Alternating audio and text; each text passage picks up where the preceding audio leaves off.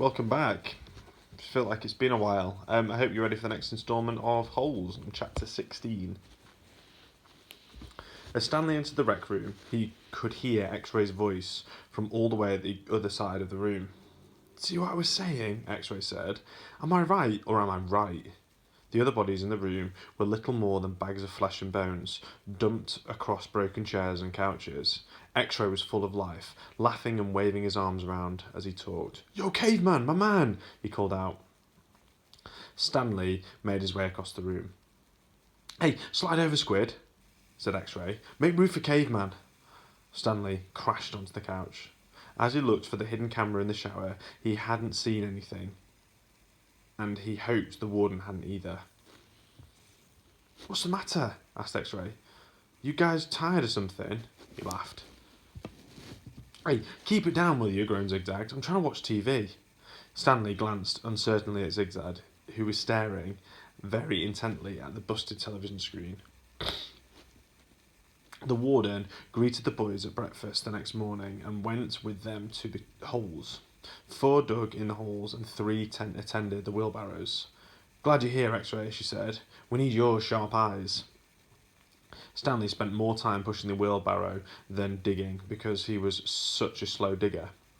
He carted away the excess dirt and dumped it in the previously dug holes. He was careful not to dump any of it in the hole where the gold tube was actually found. He could still see the tube in his mind. It seemed so familiar, but he just couldn't place it. He thought that it might have been the lid of an old fancy pen. KB could have been the initials of a famous author. The only famous author he was able to think of was Charles Dickens, William Shakespeare, Mark Twain. And besides, it didn't really look like the top of a pen. By lunchtime, the warden was beginning to lose her patience. She made them eat quickly so they could get back to work. "If you can't get them to work faster," she told Mr. Sir, "then you're going to have to climb in there and dig with them." After that, everyone worked faster, especially when Mr. Sir was watching them. Stanley practically ran when he pushed the wheelbarrow. Mr. Sir reminded them that they weren't in the Girl Scouts. They didn't quit digging until after every other group had finished. Later, as Stanley sat sprawled across the understuffed chair, he tried to think of a way to tell the warden where the tube was really found without getting himself or X-Ray into trouble. It didn't seem possible. He even thought about sneaking out in the night and digging a hole by himself. But the last thing he wanted to do was dig after a day of digging itself. And dig at night too. Besides, the shovels were locked up at night, presumably so they couldn't be used as weapons. Mr. Pendanski entered the rec room. "Stanley," he called as he made his way to him. "His name's Caveman," said X-Ray. "Stanley," said Mr. Pendanski. "My name's Caveman," said Stanley. "Well, I have a letter here for someone called Stanley Yeltness," said Mr. Pendanski, and he turned over the envelope. It didn't say Caveman anywhere. Thanks," Stanley said, taking it from him. It was from his mother. "Who's it from?" Squid asked. "Your mother?" Stanley put it into the big pocket of his pants. "Aren't you going to read it to us?" asked Armpit. "Oh, give him some space," said X-Ray. "If Caveman doesn't want to read it to us, he doesn't have to. It's probably from his girlfriend." Stanley smiled. He read it later, after the other boys had gone to dinner.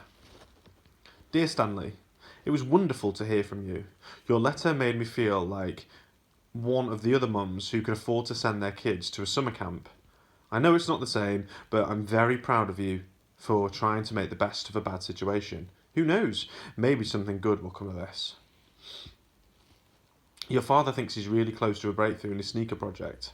I hope so. The landlord is threatening to evict us because of the smell. I feel sorry for the little old lady who lives in. I feel really sorry for the little old lady who lived in a shoe. It must have smelled really awful. Love from us both." "What's so funny?" Zero asked. It startled him. He thought Zero had gone to dinners with the others. Oh, nothing. Just something my mum wrote. What did she say? Nothing. Oh, sorry, said Zero. Well, see, my dad's trying to invent a way to recycle old sneakers, so the apartment kind of smells bad because he'd always been cooking the old sneakers. So, anyway, in the letter, my mum said that she felt sorry for the little old lady who lived in the shoe, because it must have smelled really bad in there.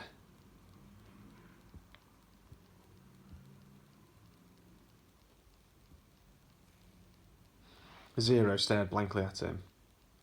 You know, the nursery rhyme? Zero said nothing. You've heard the nursery rhyme about the little old lady who lives in the shoe, right? No. Stanley was amazed. How's it go? Asked Zero. Didn't you ever watch Sesame Street? Stanley asked. Zero stared blankly. Stanley headed out to dinner. He felt pretty silly about being asked to speak nursery rhymes at Camp Green Lake. Chapter 17. For the next week and a half, the boys continued to dig in the same area where X-Ray had supposedly found the gold tube. They widened X-Ray's hole as well as the holes that Armpit and Squid had been digging until the fourth day, when all three holes met and formed one big hole. As the days wore on, the warden became less and less patient. She arrived later in the morning and left earlier in the afternoon. Meanwhile, the boys continued to dig later and later. This is no bigger than it was when I left yesterday, she said, arriving late one morning after sunrise. What have you been doing down there? Nothing, said Squid. That was the wrong thing to say. And at that moment, Armpit was returning from the bathroom break. Nice of you to join us, she said. What have you been doing? I had to, go. The warden jabbed at Armpit with her pitchfork, knocking him backwards into the big hole. The pitchfork left 3 holes in the front of his shirt and 3 tiny spots of blood. You're giving these boys too much water, the warden told Mr. Pendanski. They continued to dig until late into the afternoon, long after the other groups had finished for the day. Stanley was down the big hole, along with the other 6 boys. They had stopped using the wheelbarrows. He dug his shovel into the side of the hole and he scooped out some dirt and was raising it to the surface where Zigzag's shovel caught him in the side of the head. He collapsed. He wasn't sure if he passed out or not. He just looked up to see Zigzag's wild head staring down at him. I ain't digging that dirt up, Zigzag said. That's your dirt. Hey, Mom, Magnet called. Caveman's been hurt. Stanley brought his fingers to the side of his neck.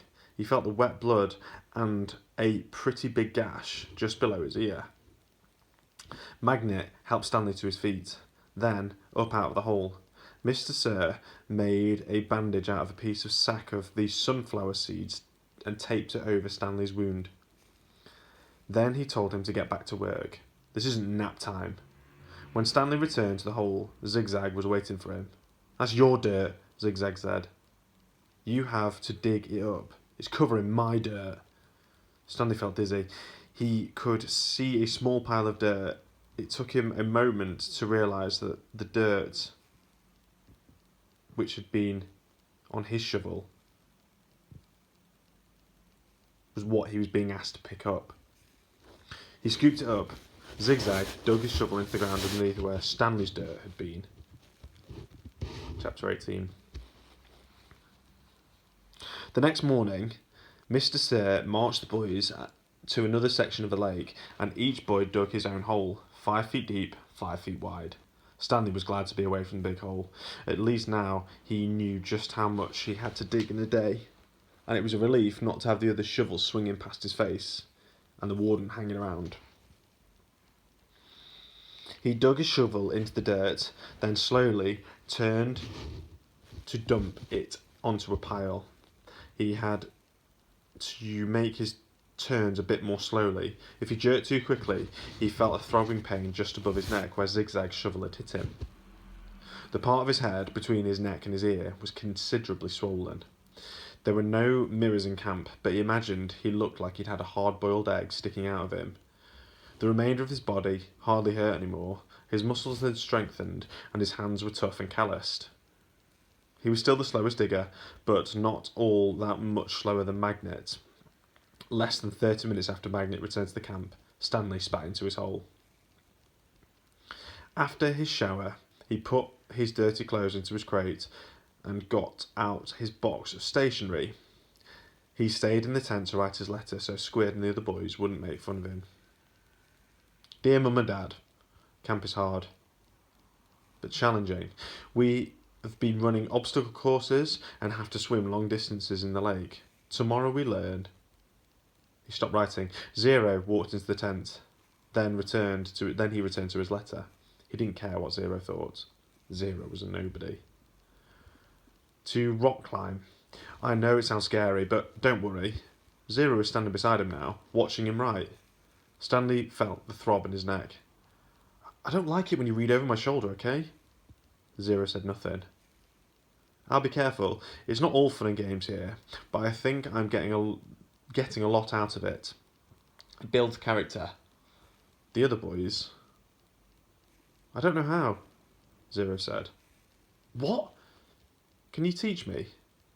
Stanley didn't know what he was talking about. Teach you what? To rock climb?